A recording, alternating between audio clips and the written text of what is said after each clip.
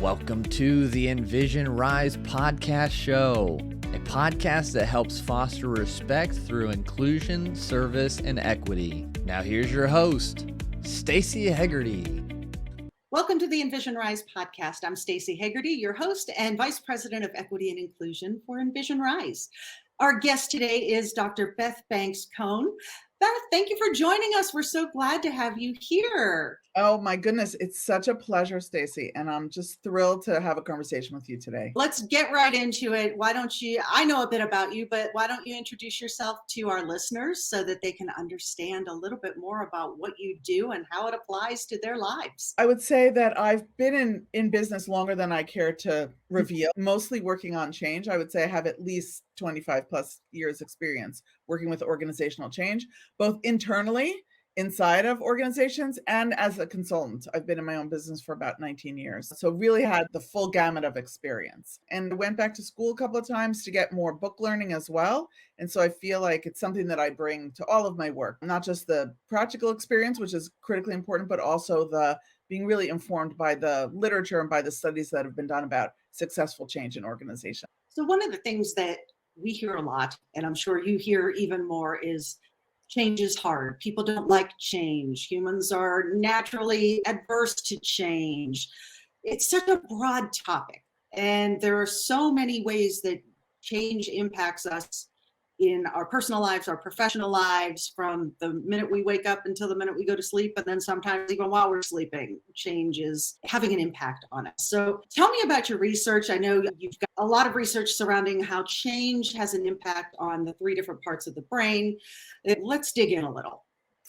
Yeah, so first of all, change can be really hard. And I think what's so interesting is that we have an expectation that it wouldn't be. We are hardwired for homeostasis as humans, right? So anytime we do change something, it does take effort. The question is always, how much effort do you want to put in, or how much effort are you motivated to put in? And I think that's where this whole idea of the three parts of the mind comes from. And this, of course, is from a lot of work that Kathy Kolbe has done. And I work with her instruments, the Kolbe indexes. And basically, this three parts of the mind has been around since Aristotle. Aristotle wrote about it years ago. I did a whole sort of retrospective about all of the different people through history that have written about these three parts of the mind. But somehow in the modern age, we started to ignore one of them, the connotative or the doing part of the mind. And we really focused on the affective or the feeling part of the mind, and the cognitive and the thinking part of the mind. And really, we need all three parts of the mind. That connotative or doing part is also a critical factor when you're working with change and when you're thinking about how change affects other people and how it affects yourself. Maybe that I might feel good about that change, right? I might have affective good feelings about it, and I might intellectually understand it. But if my job or if something about this change goes against my grain, my way of instinctively taking action when I'm motivated to solve a problem, then I'm not really going to be able to make the change anyway, even if I understand it. And even if I think it might be a good change, I have good feelings about it. That's so interesting. So many times when we look at change, especially from a enterprise perspective. So you've got senior leaders deciding to make some sort of change within an organization. And oftentimes that change is not actually being implemented by the people whose idea it is to make this change. Or oftentimes the owner of the change doesn't have a lot of say in it. And I feel like that's where there can be a ton of resistance, even if it's, as you mentioned, it's a good change. This is a good thing that we're doing. I understand that intellectually, but there's a part of me that feels uncomfortable with it. How can people get themselves past that? Can they get past that hurdle of, I am not motivated to make this change? Yeah, I think the first thing is to really understand what affect is, right? In your motivations, your values, your feelings about things. And you do, in order to make a change, you do have to believe in the change enough to do something, right? To take some kind of action. And if you don't believe in it, every action that you take is going to feel like you're walking through mud because you really aren't motivated. Like you give it lip service on an intellectual level, but the feeling part of it, you're really not feeling it. And so one of the things that when I work with people on changes is to really help them understand how people build those beliefs in change. And it's not just about feelings, right? It's about the cognitive part as well. Now it's very popular. Companies say, I told them about the change. Like before, that was the big thing, right? Oh, we need to tell them about the change and what's going on, keep everybody informed. But what they are missing is that they hire really intelligent people and they need to give them the credit that they're due, which is to really lay out for them all of the reasons why they're making the change and why they made this change and not another change. And that takes time. And often by the time senior executives get to the point where they want to start implementing something, they're done. They've had that luxury of that thought process. They've had the arguments about it. They've had the discussions about it. They've come to the conclusion that this is the best way. But what they fail to realize is they have to go through it again with everybody else. And that really helps people then say, okay, now I not just know what's going on, I understand it. And even if I don't agree with it, I can believe in it enough and believe that I want to give it a try enough to really effectively be motivated to do the work that needs to get done in order to make that change possible. As I'm hearing you describe this, I can't help but wonder how many times initiatives have failed or change has not produced the results that senior leadership expected, simply because people weren't bought into it, for lack of that's probably not a great term, but for lack of a better way of putting it, that when you've got folks who need to execute on your great idea, if you haven't brought them into it, I wonder how much has failed because of that. Oh, plenty.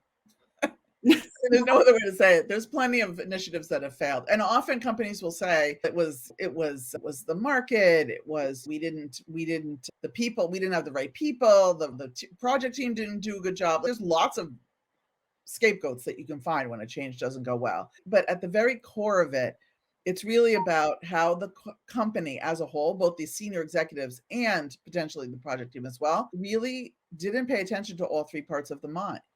Right? They didn't pay attention enough to help people get to the point where they believed in the change enough to sacrifice for it, where they really understood, not just to your point about buying in, not buying in at the knowledge level. Oh, I see, I hear what they're saying, but more bought in at the evaluation level. I've evaluated this change as an employee, and I think this is a good idea.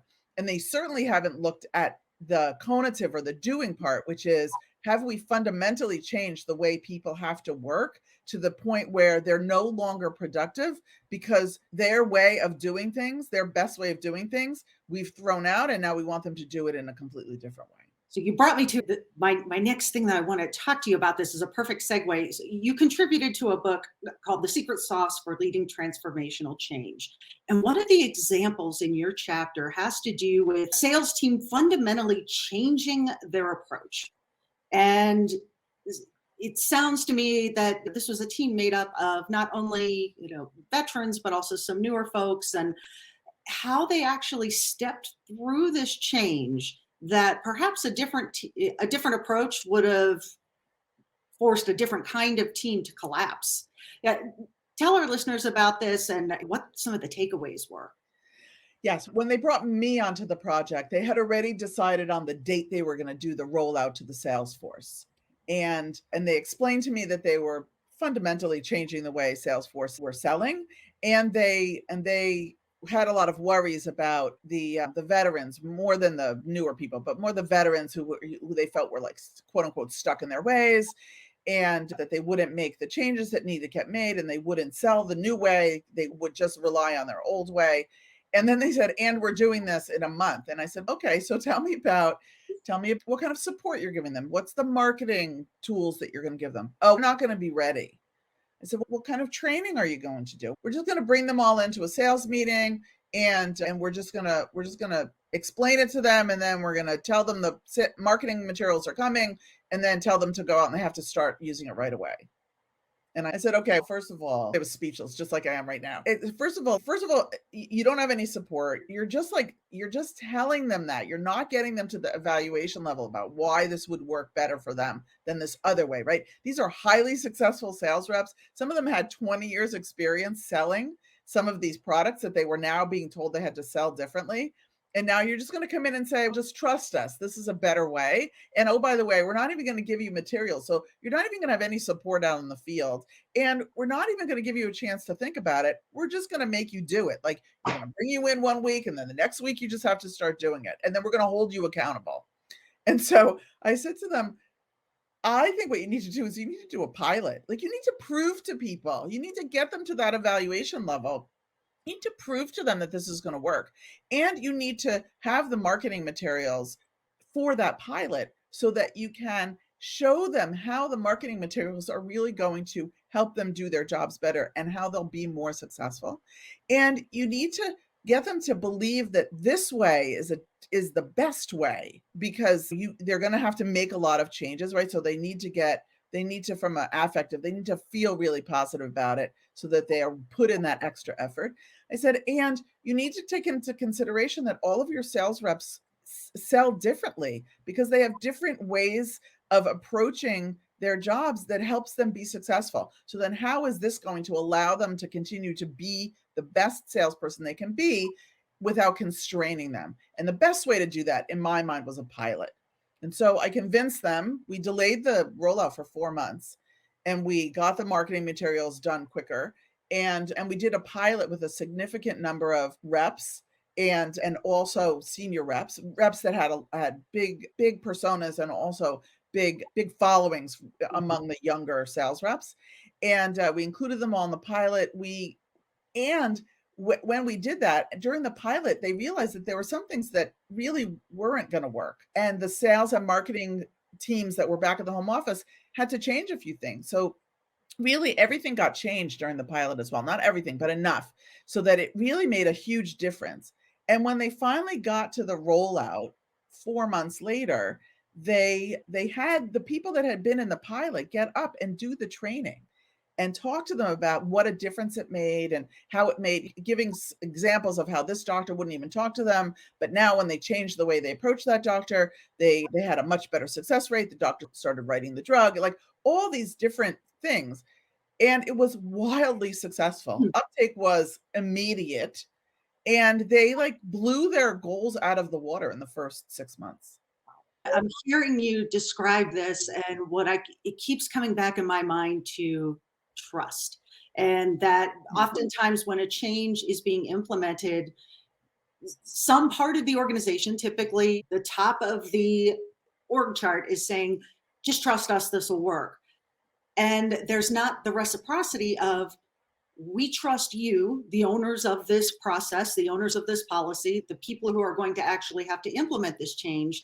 We trust you to tell us where we're missing the mark, or to give us feedback on how this is going. So I want to hear from you more about how important that kind of communication is, that how important the discourse is between the people who are implementing the change and the people who are expecting this change to happen, and what that really should look like within a healthy, high-performing workforce. Yes, I totally agree that the communication, 360 communication. So it's not just one way, right? It's two-way and often more than two-way. And when I come in and work with organizations, one of the things that I have them implement is a feedback loop where they can get information real-time, feedback real-time about what's working and what's not, in a way that can then help them make tweaks to whatever it is that they're doing, right? Because it's not able to do a pilot. Like in that particular instance with the Salesforce, it was possible and the pilot was critical. And I love the idea of pilots in those instances where it's possible. Sometimes it's not, but it is critically important to get that feedback. And senior leadership needs to be open to hearing that something that they dreamed up isn't working. And the reason for that is because they're not doing the work. Like they imagine what it's going to look like and they imagine how it's going to get done, but they can't think of everything. No one can think of everything. And so having that feedback loop gives the project team and senior management, senior leadership, a real feel for what's working, what's not, and then their willingness to make changes based on that. So it's not just, I always tell senior leaders, don't ask for feedback if you're not going to take action, because then people will definitely never trust you and they're never going to talk to you, right? Because they're going to say, oh, well, they're asking, but it's not worth my time to tell them because they're never going to do anything with it. So they have to be willing to make changes. And in a healthy change, that's what happens. You set up these formal feedback loops and you get the information that you need and you find out what's working and you find out what's not working and you highlight what's working and you fix what's not. And at some point you do get to that point where everything's working well. And to me, that's critically important. And you're right about the trust piece. It's this thing where senior leaders often say, you should trust us, but they never reciprocate, or not never, I don't want to say never, but they often don't reciprocate and trust their people. And I think people feeling trusted by their senior leadership, feeling heard, feeling listened to, because then actions are taken based on what they're said. Or if actions aren't taken, then at least they know why the actions weren't taken. That's a huge morale booster, in my opinion, as well, even in the midst of a crazy change. I'm thinking about values, and whether they're your personal values or the values as outlined in an organization's mission statement, or that these are our 3 pillars or our 5 pillars or what have you. How do you work with an organization that maybe says that they value this kind of transparent communication, but when it comes to enacting it, they're not so great at it? And maybe they have created, wittingly or unwittingly, a culture where that kind of feedback to senior leadership is not only not very appreciated, but could have career consequences for folks depending on the kind of feedback that they're given. How do you work with organizations to overcome that? Yeah, I always say you can't fix everything in an organization with a change, but you will see all the glaring issues in an organization during a change, right? And that's one of them. So one of the things that I've done in the past is actually had that whole feedback loop outsourced so that somebody from outside of the organization runs the feedback meetings and feeds everything back anonymously to senior leadership. And so senior leaders don't know who's saying. Often we don't even tell them who's in the groups.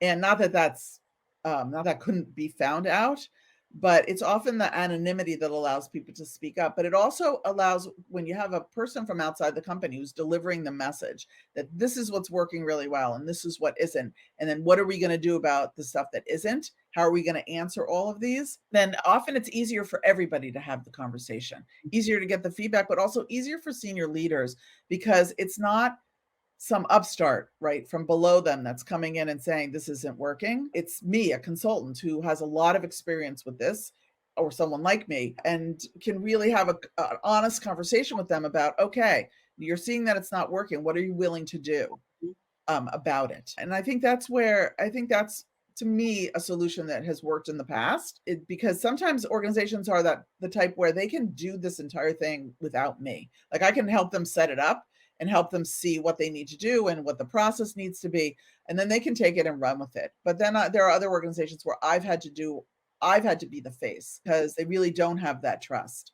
and it's a reality. And you have to own that in your organization and not tell me that you're going to do it internally if you know that no one's ever going to say boo if an internal person's going to run that feedback group. We do that a lot on the Envision Rise side with focus groups and surveys running through us rather than through the organization itself. And sometimes that's for no reason other than the organization maybe doesn't have the bandwidth for it. Other times it's for reasons because the trust is broken.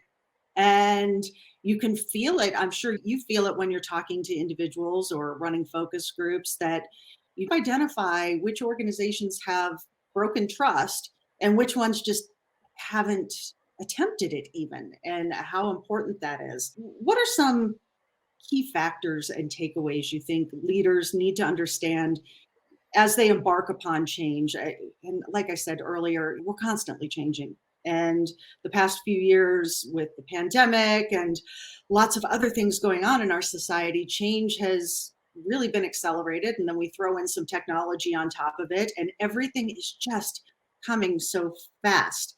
So what recommendations do you have for any organization that's either getting ready to make a change or they're in the middle of it and it's maybe not going so well? Yeah, those are, I think, 2 separate things, but I think there's a couple of things that you can do when you're getting ready to make a change. And the first thing is to really be clear about what is your culture. Do you have a culture of trust or don't you? And I always say to companies, I don't care what the answer. It doesn't matter to me if you come to me and say, we want to make this change, but our people don't trust us, because then at least I have some information on how we can proceed. And so there's that piece of it. So really being honest with themselves and with whoever they've brought in to help them so that they can really create the right plans, because a plan in an organization that has high levels of trust amongst employees with senior leadership and vice versa is not the same plan that I would do with an organization that had a low level of trust. So really understanding your culture, what your culture brings, what it doesn't bring. And I also say understand the context, right?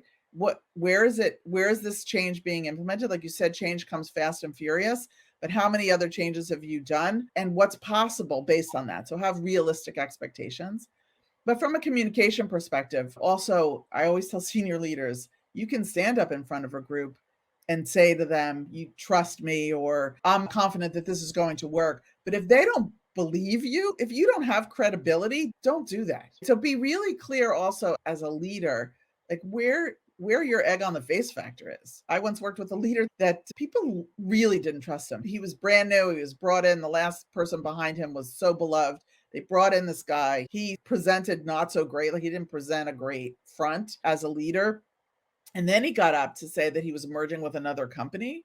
And it wasn't like that the companies were merging, but it was like they were just going to do some shared services. It was such a load of crap. And before he got up there, I said to him, look, I don't know what the plans are clearly, but do you really want to say this? Is this how you want to introduce it? Because what if it's not true? Mm-hmm. And as it turns out, it wasn't true. And he said, and people trust me and I have a great reputation. And I thought, okay, great.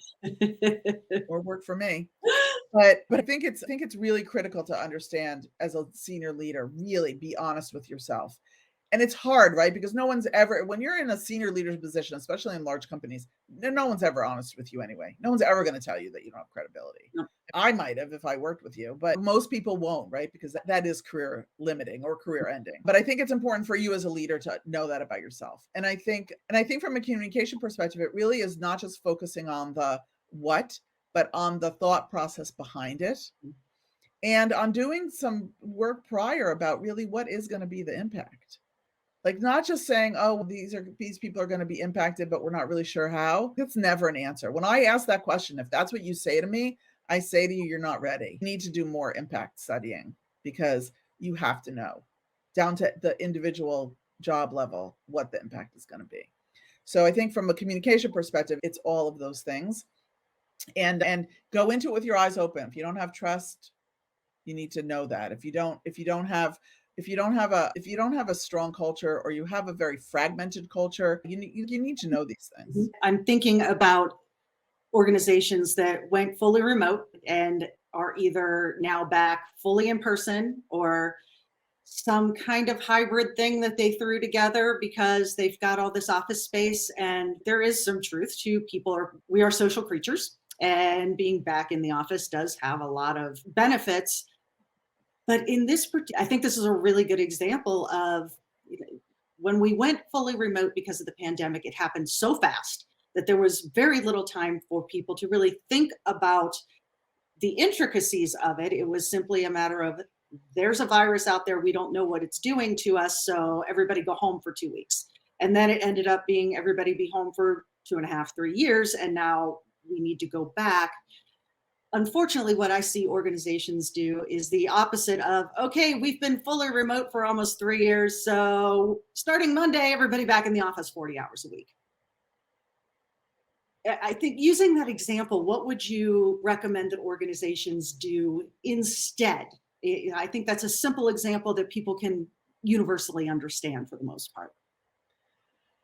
Yeah, I think hybrid work or fully remote work or fully in-person work. I think during the pandemic, people started to think about their work in a lot of different ways. And I think organizations that don't take that into consideration are suffering. And I think it's a great example of the disconnect between the senior leaders who want to be in person because it makes them feel good to see other people, and workers who realize that they didn't have to commute 3 hours a day, and they had more time to spend with their family. They had more energy for their work.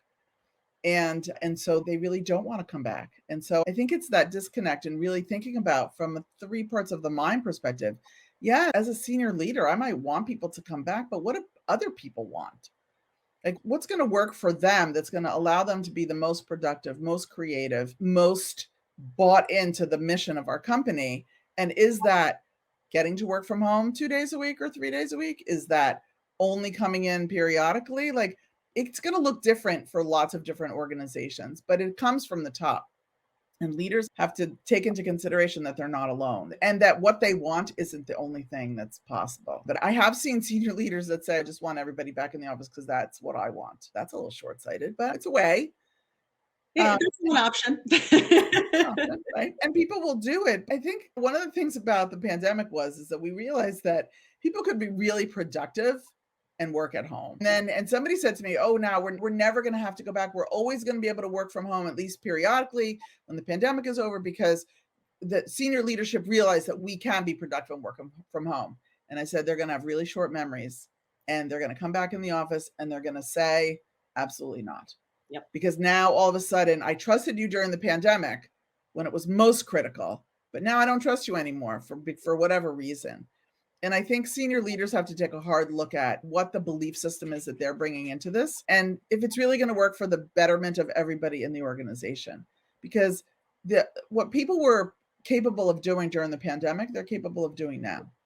And I think it's short-sighted, like I said.